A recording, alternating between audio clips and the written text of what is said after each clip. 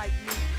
That's what you get when you mess with me. Stand next to me, I teach you everything. I got the recipe. You got the recipe. You wanna be like me? I got the recipe. Yeah.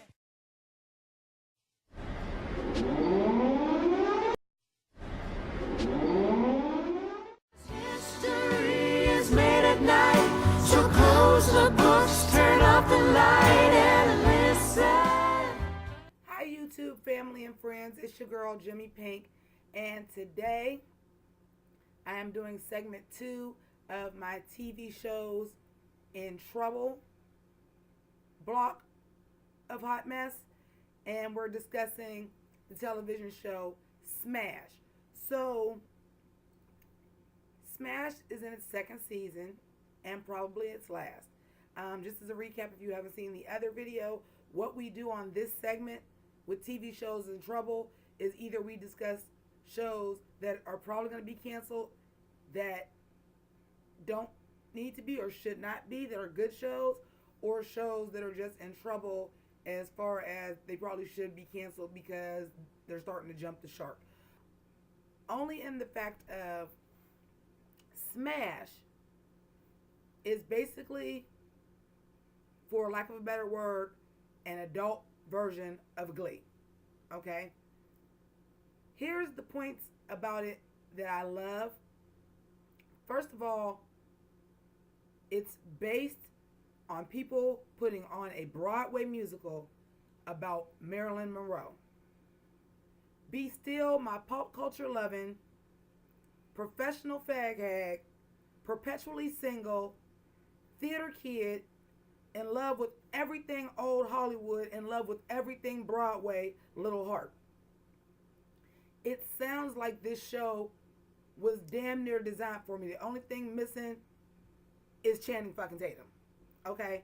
So, here's the thing. The show started off with a great deal of problems. It was very campy, which you would think as a show that I am saying is like an adult Glee, because really, you don't think Glee didn't jump the shark by now and it just got renewed for 2 more seasons? Like, my God, people are graduating. I digress.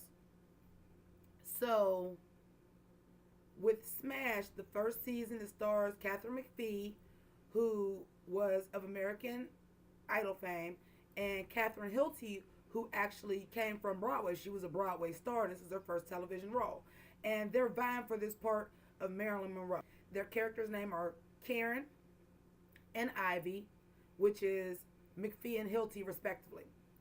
So Karen is like country bumpkin hick from Iowa, comes to the big city to make it, tries to get little commercials and stuff, and works as a waitress just to get by. Typical. Ivy, on the other hand, is the daughter of a Broadway legend who has spent years being in Broadway shows, but always in the background as a chorus member, as an extra, as part of the chorus line.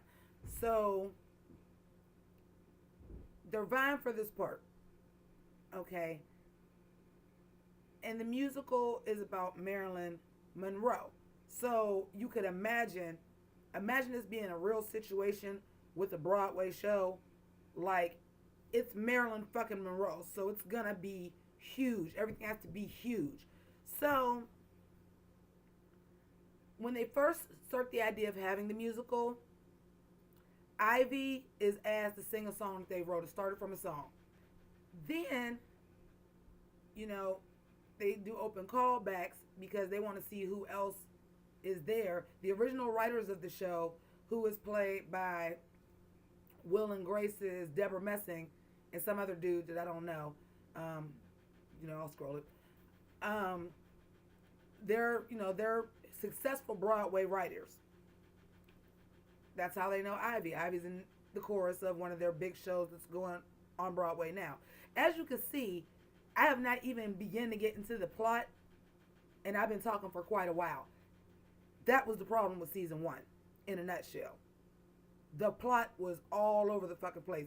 It was so many side plots going on. So let me do it for you like this, real quick. Point plot 1, main point plot. Trying to put on a Broadway show of Marilyn Monroe. Plot point 2. Famous producers. Married. Divorced. Husband takes everything. Wife is trying to make a name of herself by producing a new play. Plot point 3. Successful Broadway writers. Basically, another Will and Grace. Deborah Messing is a straight married woman with a child, and to her gay counterpart who has trouble finding the one. Plot point 4.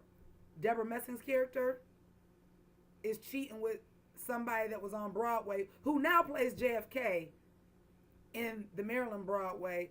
Cheats again. Husband finds out. Son found out first. Plot point 5. Ivy and the director of the play are sleeping together. Plot point 6. Karen dating or engaged to an assistant district attorney or somebody that works in the mayor's office or some shit like that. They're having a hard time because she's blowing up to stardom and he didn't get his promotion. Plot point 7. Oh, yeah, I'm still going.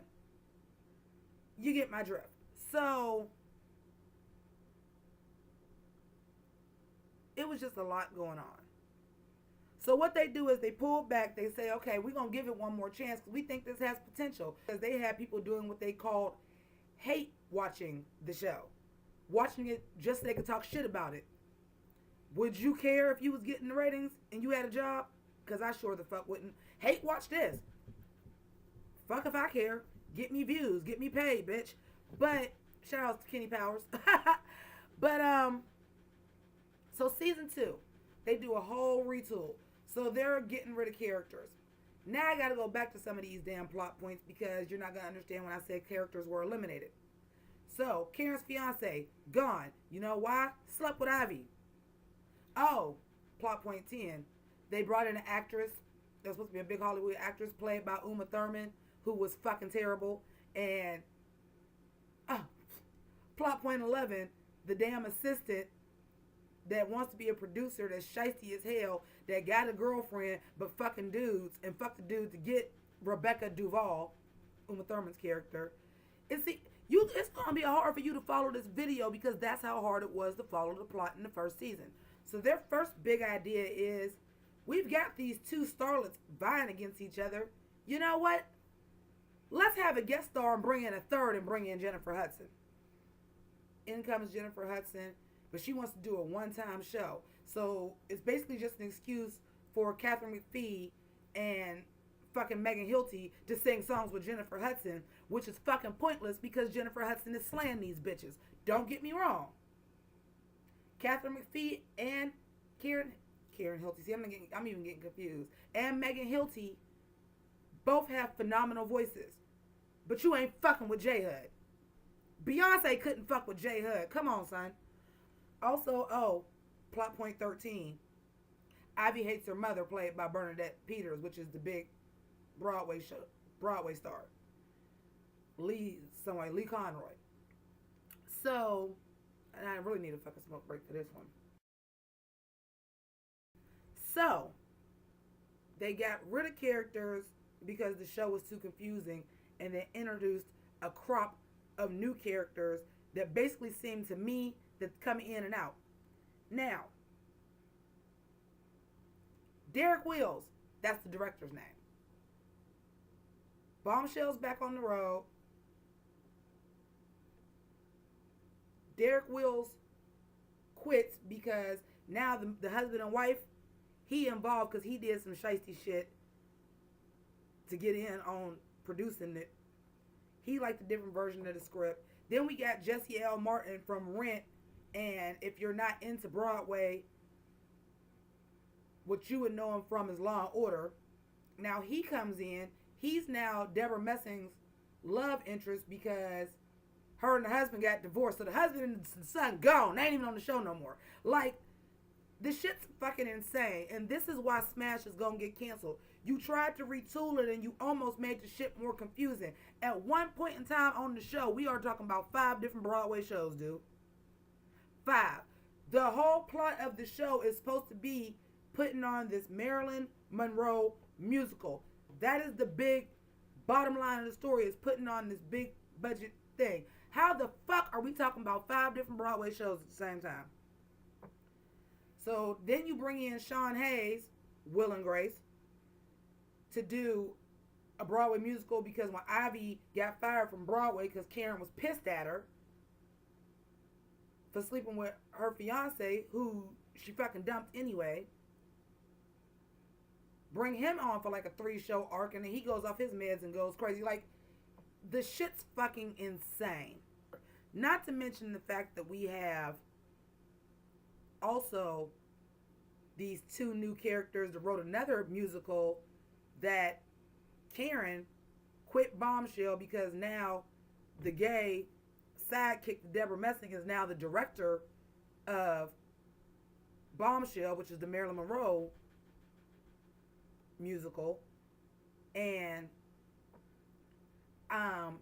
he always wanted Ivy. That's who sang the song. So Ivy gets that part because the musical she was in with Sean Hayes closes in a week. She hooks up with some young dude that she heard listening in a bar some goddamn where, playing music, and they're writing the musical because she's all in all the papers that she's in Bombshell.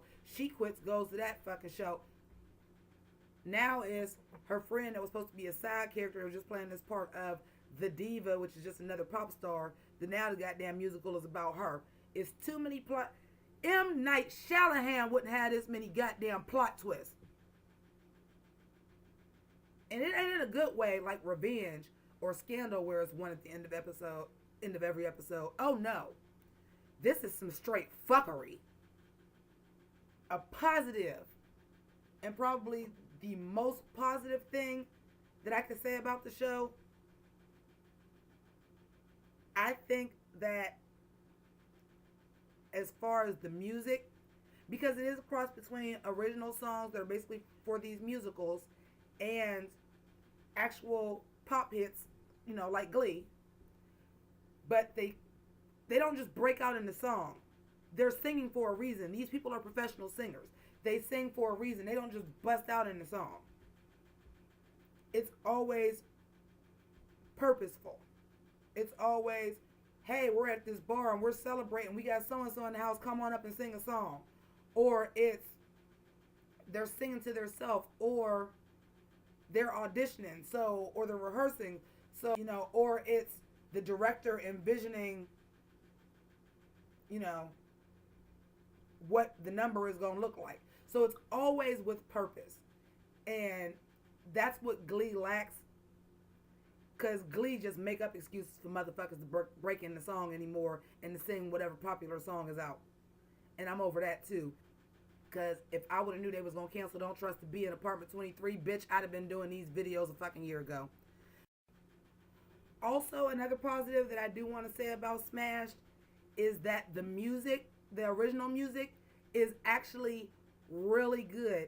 And it's not all necessarily Broadway style, but the ones that are Broadway style are amazing. The ones that are more pop are good. They're just good songs. I mean, it's like a crappy movie with a good soundtrack. So anyway, with that being said, let me know what you think. Comment if it's a show that's in trouble that you like, that you want me to cover next. Comment it, leave it below. Also, like my videos, and that's all I got to say. Deuces.